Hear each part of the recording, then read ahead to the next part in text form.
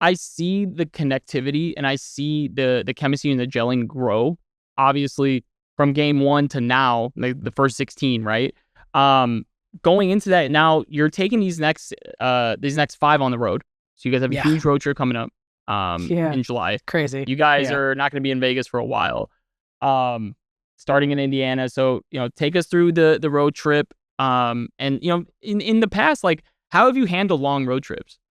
Because not a lot of people see it. They just think, oh, another team's on the road, right? But like, how are you handling it? The How road have is you handled it in the past? the road is tough. It's tough. It just is. Like, you're packing for 10 days. Like, you're just living out a suitcase. Like, you're in a hotel room. Like, it's just not awesome. And I think probably the hardest thing is obviously just like your recovery, right? And making sure that you're staying like hydrated and you're elevating your feet and you're eating the right things. And sometimes on the road you can kind of get lazy. And especially if you don't know how to prepare. Like, rookie sometimes is like, oh, like, we just do whatever on the road, like, and just be prepared. Like, yeah, but like, you want to get off your feet. You don't want to be shot. But like, it's like little things like that. And it depends on who you are. Like, I'm not going to tell you to not break your routine or do anything like that, but it's just not like, you're just in a hotel room. And like a hotel room and a plane and a gym, hotel room and a plane. And like, you just constantly on this rotation. And so it's really hard sometimes to kind of get out of that norm. So you do have to kind of find your rhythm and still try to find your routine on the road.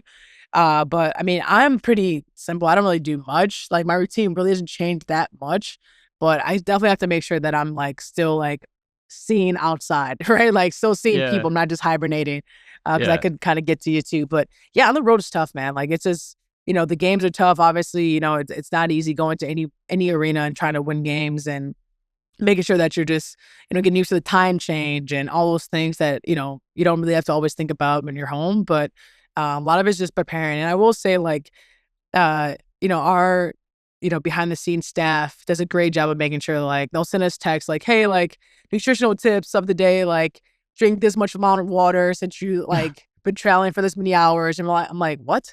So that's been like crazy, but it's just tough on the road, man. Like, the routine is yeah, different. Like, it just is. Like, think about, like, if yeah. you're in like 10 days, it's like a lot.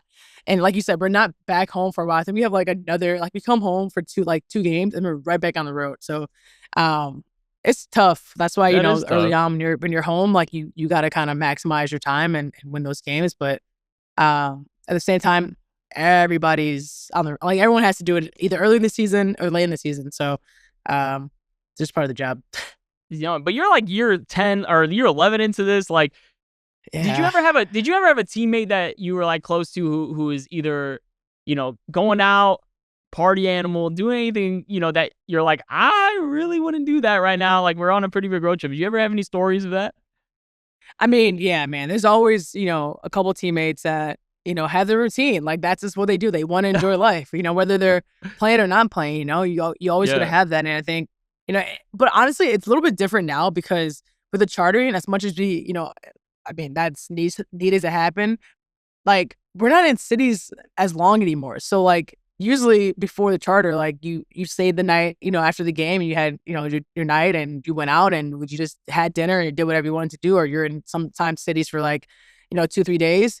'Cause you didn't have the option to come back. It didn't make sense to like travel back to where you went and then go back on the road. So like, we're not really in cities that long. So you just literally play the game and you fly back. So for most people now, it's kind of like, unless you stay an extra day yourself or you get there a day before, it's kind of different to stay and kind of go crazy. But yeah, I mean, you definitely, listen, if someone wants to go crazy, they're gonna go crazy, regardless of what, like, how much time they have. They're gonna go enjoy their life. Like, that's not going anywhere, right? Like, that's just life. No, 100%. But yeah, I mean, like, you have players that do that, but it's a little bit different because I mean, we're literally like bopping around, like, we don't really Uh-huh. have that luxury to just, after games, relax, chill out, like, do this. And sometimes, like, I've talked about it, like, I kind of miss that because, like, that's when we went to all our team dinners. Like, that's where we, like, all hung out together. Like, it's kind of like had that chemistry kind of thing. Yeah. So you don't really get that, but then you get that same atmosphere, like, on the plane. So we're still joking around, playing cards. So like, it's a little bit more, I guess, like, intimate because you're just strictly with your team all the time on the plane. But yeah, no, it's definitely different now. But yeah, you definitely have, I mean, you see it in the NBA, you see it, Yeah.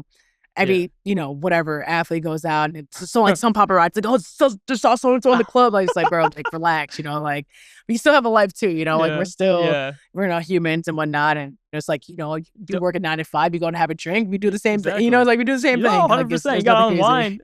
You gotta unwind. You're Just a human little too, bit. right? But Yeah, like, exactly. I'm not honestly knowing you. I know you wouldn't. But have you ever been caught lacking? Like, have you ever been like, oh shit, like, oh yeah, like, hey, like, I don't know. Have you ever been in that situation? Nah, man. Like I'm about my business. I'm very low key about everything I do. You're never gonna catch me out here being, maybe not even my younger years. You know, I'm just very smart. I'm very strategic with who I hang out with, how I move. I've always kind of been like that. It's the good fellas in me, you know, like the Yeah, no, Godfather. You know, 100%. you Yeah, gotta be strategic in what you do. no, So I've always 100%. kind of been like that. But You got yeah, a nickname for every hotel you check in. You know what I mean? Like, yeah, these yeah, your dry cleaning has a different name. You're not Jewell Loyd here and there. So, no, I totally feel that. I totally feel that. yeah, You ever did you have exactly, a bro. do you have a favorite road trip that comes to mind, like in your past days, like with on Seattle or anything like that? Do you ever have like a favorite road Honestly, trip, a memorable road trip of Jewell Loyd? yeah, road trip. I'd probably say I was with Seattle. We were in DC for like no joke. We had a back to back. We were in DC for a week. So it was this right after COVID. So we were basically doing like baseball scheduling. So like you stay Oh there, like you shit. play your game. Like it was like 2 games and travel, whatever. So we're in DC for like a week, and so we're just like bored out of our minds. Like really, all right, like we've done everything we need to do for this road trip. Like what else can we do? And Gabby, who has a love for tattoos, she had a tattoo gun with her, and she gave me a On tat her? on this road trip. Yeah, I she always has this tattoo gun. Like she's just what? randomly, she's trying to work on her craft a little bit, Oh, that's cool. No, that's cool. and she has like obviously her sleeve is fire. They actually just did like a whole like article about it, of how She did it the story herself. of her tattoo. No, she didn't do it Oh, herself, but I'm saying like oh no, I imagine, get bro. you. But her tattoo, Imagine. yeah, her tattoos are fire. But so I'm like, yo, Gabby, like, what are you doing right now? She's like, nothing. I'm like, want to give me a tat? She's like, sure. I'm like, all right, cool. So literally, that's like what happened. So that's probably one of the best. It was just funny, it's like we have nothing to do. Like we talked about it. Gabby's like, one of my closest friends. I'm like, you know what? YOLO. Like, I want you to Yeah. give me, it's literally her handwriting. It's honestly awful. It's in between like my arm right here, and it's like 24 in French, something basic, but Okay. having that, the trust and the whole process of her getting ready. She was like really locked in and focused. She had the gloves. She like, cleaned everything, sanitized everything. Like she was like ready to go. And so I met Epiphany Prince.